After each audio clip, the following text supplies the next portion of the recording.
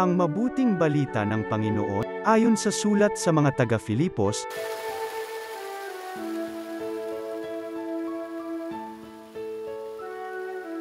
mga kapatid, magkaisa kayong tumulad sa halimbawang ipinakita ko sa inyo. Kami ang gawin ninyong huwaran. Masdan ninyo ang lahat ng sumusunod sa mga halimbawang ito. Tulad ng malimit kong sabihin sa inyo, at ngayoy luha ang inuulit ko, marami ang namumuhay bilang mga kaaway ng krus ni Kristo. Kapahamakan ang kahihinatnan nila sapagkat ang dinidiyos nila ay ang hilig ng kanilang katawan.